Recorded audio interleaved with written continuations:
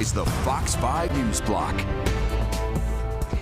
And breaking news today, the man convicted of attacking a woman with a hammer at a subway station in Queens learns his fate today. And developing news in Russia and Ukraine's war, Secretary of State Marco Rubio meeting with the Russian foreign minister to push for an end to the fighting. Good afternoon, everyone. I'm Sharon Crowley, and welcome to the News Block. Those stories in just a moment, but first, here's a live look outside right now. Let's get in right now with Liv Johnson for a very first look at our forecast. It's better a little bit, maybe? Yeah, it's definitely more comfortable, at least, than yesterday. We're getting a little bit of a break from the extreme heat. I mean, it's still pretty humid out there, but we have plenty of cloud cover. We had some showers that passed through last night. That was the main kind of belly of the beast, if you will say, for our overnight showers. We still have a little bit of a threat of getting some afternoon rain. But like I was saying, that system actually did cool us down a bit. So we are getting a little bit of relief from the heat, especially for places like Belmar is 10 degrees cooler than yesterday. Newark is 12 degrees cooler than yesterday. So we're sitting at about 82 in New York City, 81 out east on Long Island. Still in the 70s for Hartford and Bridgeport, both 78. 79 down the shore in New Jersey, and 84 in Newark. Now, those dew point temperatures are still pretty high, so it's pretty humid out there, especially for coastal areas like Long Island and down the shore in New Jersey. A little bit of a light breeze, 5 to 15 miles per hour. But like I said, we still could see a quick pop-up shower in the tri-state area. It looks a little bit more concentrated to the north, like Hartford, Connecticut, but still out east could see a quick shower. Not a total washout, nothing too treacherous, but still just could see a little bit of rain this afternoon. And same thing tomorrow afternoon when we have a threat of a few showers popping up for our Friday. Sharon. All right, thanks, Liv.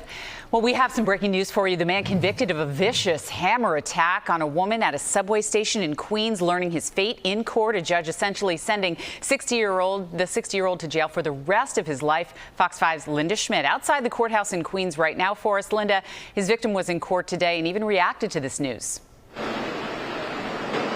That's right. Good afternoon, first of all, to you there, Sharon. And she is a very resilient woman. In fact, she is a top scientist with the New York City Health Department.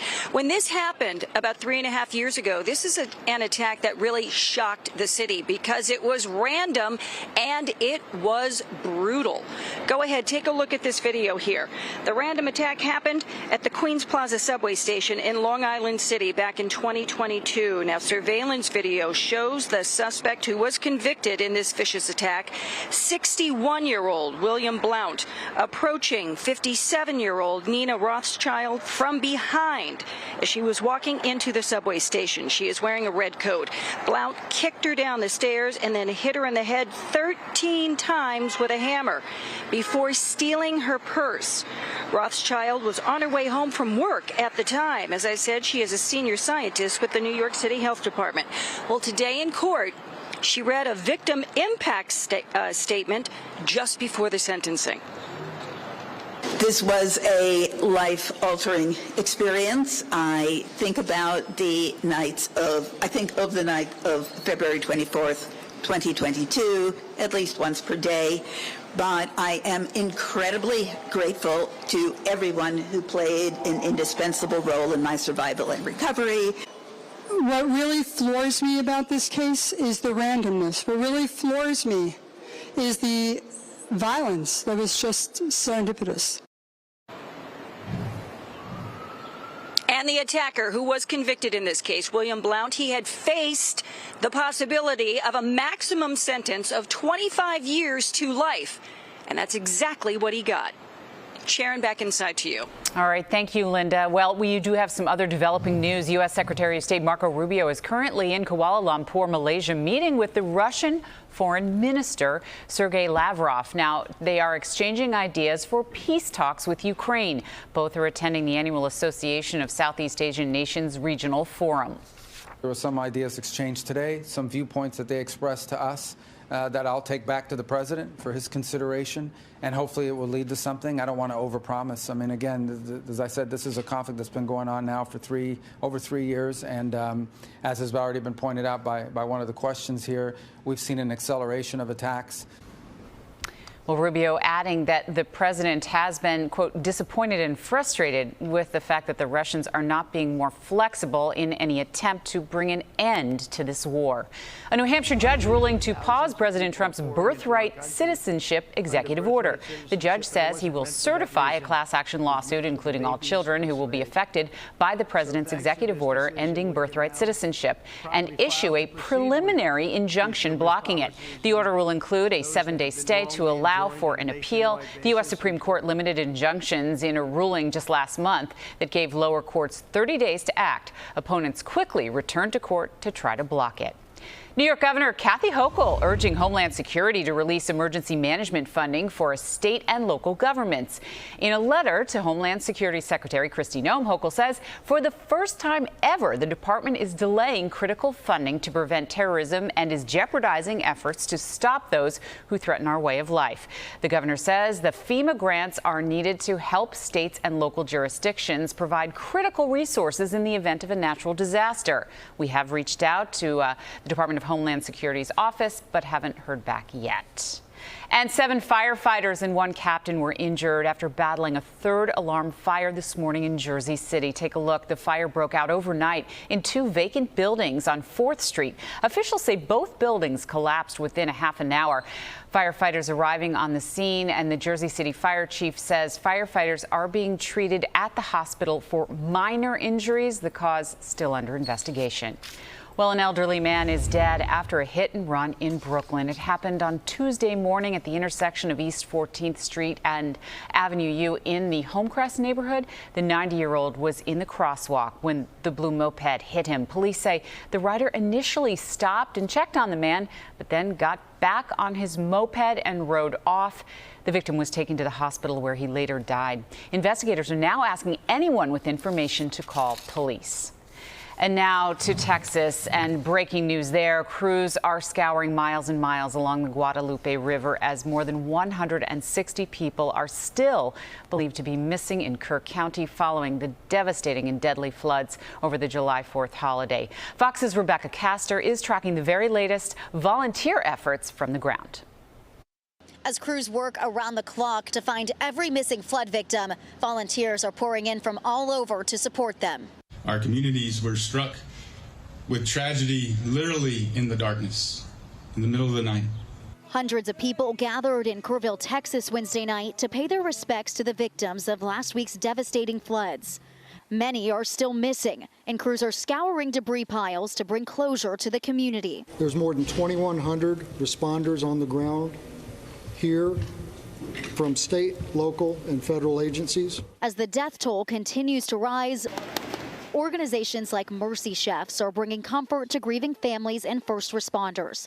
As soon as the flood hit on July 4th, they began moving kitchens and supplies to Central Texas. You're trying to console people that have just been wiped out, devastated, and lost family members. The nonprofit is now serving thousands of hot meals at more than a dozen distribution sites around Kerr County.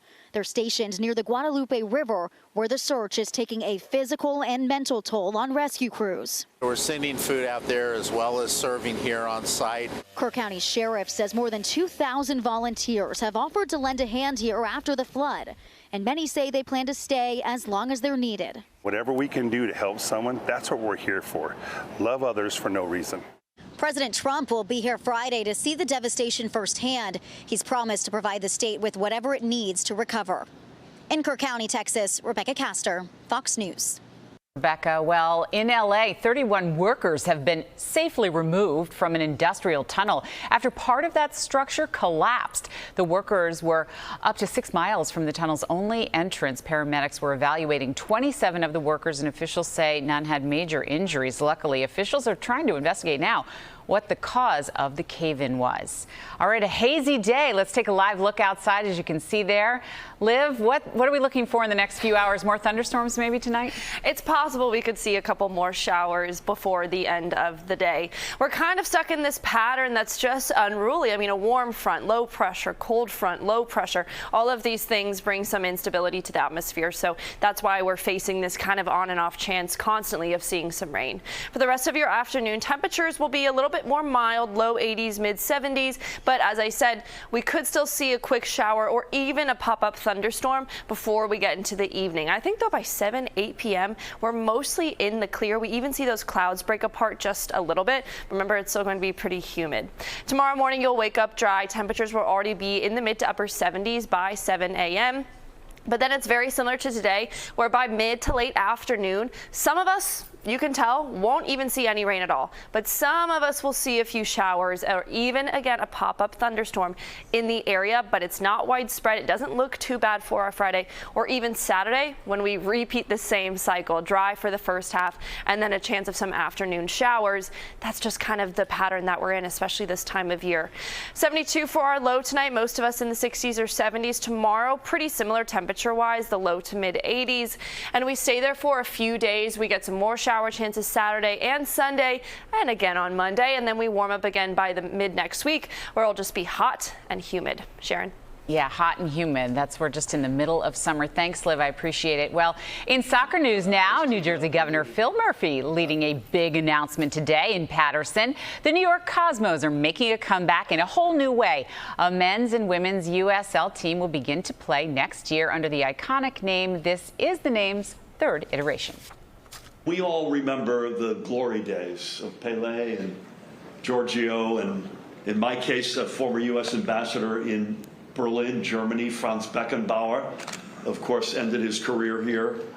You know, America's team, an international team, a super team, and we're really excited. It's also a great announcement because it's in the city of Paterson. Paterson had some hard times, but also some great times. And what we're doing is participating in the revitalization of the city of Paterson, my hometown.